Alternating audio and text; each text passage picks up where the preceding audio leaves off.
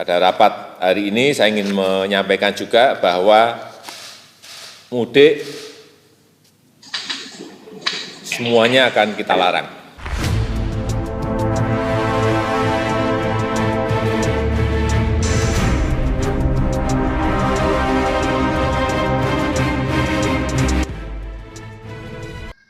Assalamualaikum warahmatullahi wabarakatuh. Bismillahirrahmanirrahim. Alhamdulillahi rabbil alamin. Bismillahilladzi la yadurru ma'asmihi syai'un fil ardi wala fis sama' wa huwas samiul alim. Amma ba'du.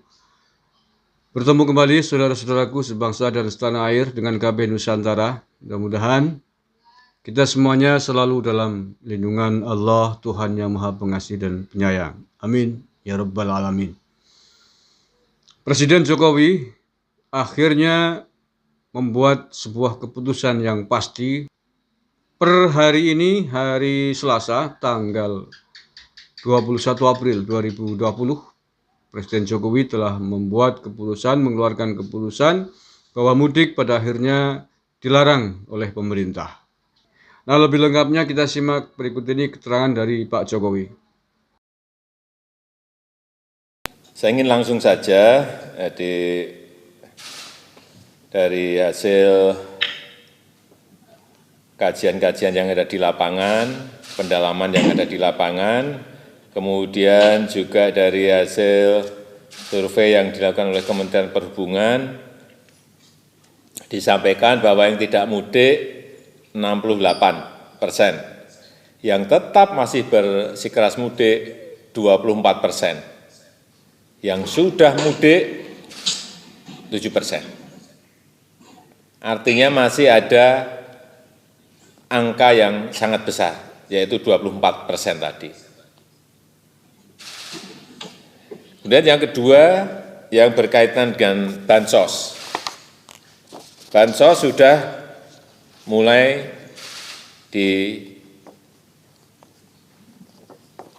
dilaksanakan kemarin.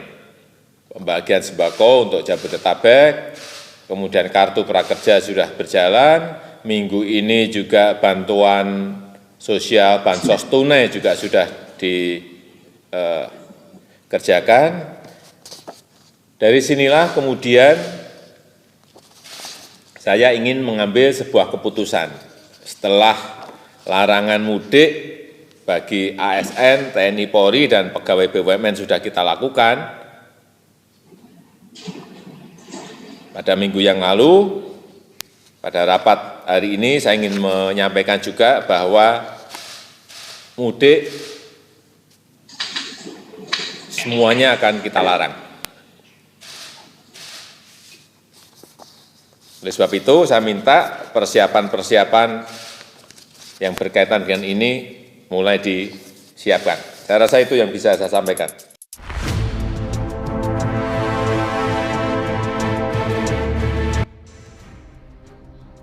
Nah, saudara-saudaraku sebangsa dan setanah air, tentu saja ini bagi saudara-saudara yang mau mudik adalah kabar yang barangkali gado-gado ya.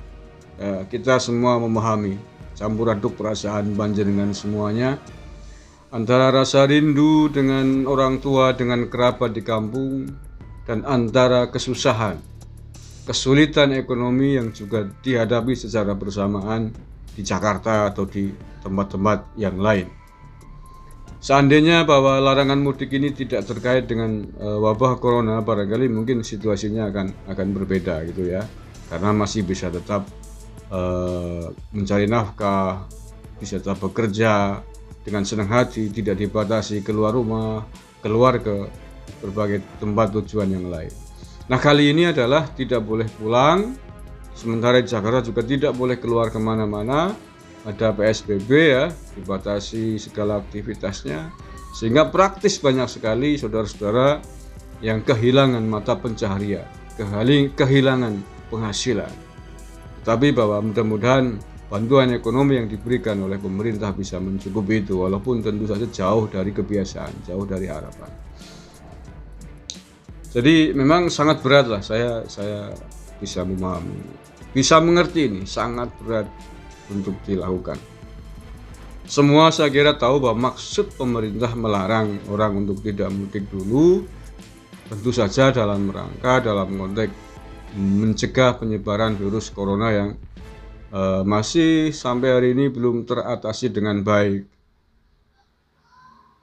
Tentu saja demi memutus mata rantai penyebaran virus corona agar tidak menyebar kemana-mana, agar tidak menyebar ke kampung, agar tetap bisa diisolir dan bisa ditangani dengan baik. Jadi begini, bisa jadi memang saudara-saudara dalam kondisi sehat, kondisi bersih dan tidak memiliki virus corona satu biji pun.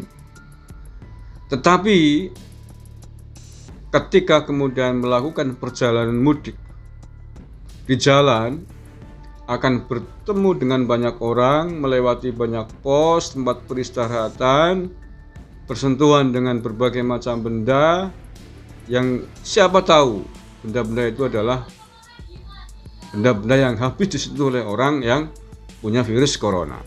Nah, ketika ini terjadi, ketika Anda di jalan tertulari virus corona yang tanpa sadar, ketika sampai di kampung, Anda kemudian pasti akan menularkan kepada seluruh anggota rumah, seluruh keluarga yang ada di kampung. Nah, ketika ini terjadi, misalkan di kampung Anda nulari 10 orang, maka 10 orang ini pun akan menularkan kepada 10 orang yang sama, bahkan mungkin lebih, tergantung dari komunikasi dan kontak dengan siapa mereka melakukan. Nah, tentu seandainya ini terjadi, maka bisa dibayangkan akan terjadi ledakan penduduk coronavirus, akan terjadi peternakan coronavirus yang luar biasa. Nah, tentu kan ini tidak kita inginkan ya. Jadi penyebaran virus corona ini adalah dari persen per persen yang diakibatkan oleh sudah dijelaskan lah ya oleh banyak pakar medis, karena sentuhan tangan, karena bersin dan lain sebagainya gitu. Nah, ini termasuk juga ini perlu dipahami kembali bagi saudara-saudaraku, khususnya umat Islam yang hari ini masih ngeyel melakukan sholat jamaah, yang masih ngeyel melakukan sholat Jumat, dan bahkan ngeyel mau tarawih besok, dengan sombong mengatakan bahwa justru kita akan berdoa kepada Allah untuk agar segera negara ini dibebaskan dari corona, agar corona diangkat oleh Allah. Ya, itu bagus.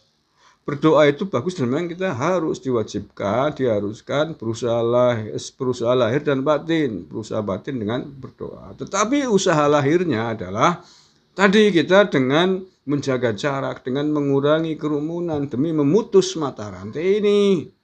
Begitu loh, saudara-saudaraku semuanya yang saya cintai. Seandainya sebuah masjid jamaahnya total 100 di lingkungan tersebut. Seandainya 100 orang ini tidak pernah pergi kemana-mana, melakukan lockdown katakanlah begitu ya, tidak pernah kontak, tidak pernah komunikasi, tidak pernah pergi ke tempat lain selain di desanya itu, selain di lingkungan masjid itu, dan semuanya bersih, tidak ada yang terinfeksi satupun, maka kalau seperti ini tidak apa-apa sholat jamaah, tidak akan ada virus yang masuk kalau kondisinya seperti itu. Tetapi adakah yang seperti itu? Adakah yang sanggup melaksanakan seperti itu? Satu RT misalkan, atau satu RW misalkan, satu gang misalkan, dengan 100 kakak, seluruh anggota keluarganya melockdown diri, tidak pergi, tidak keluar rumah, tidak keluar lokasi, dan tidak boleh ada orang lain masuk ke situ. Ada. Kalau ada yang sanggup seperti itu, silakan. Itu bisa terbebas dari virus corona. Tidak akan tidak akan kena virus corona. Karena virus corona itu tidak datang dari langit tiba-tiba, bukan. Virus corona menular dengan cara persentuhan dengan orang lain, atau kena droplet, kena hembusan angin yang dengan jarak kurang dari 1 meter karena orang yang kena virus itu. Jadi bukan tiba-tiba datang.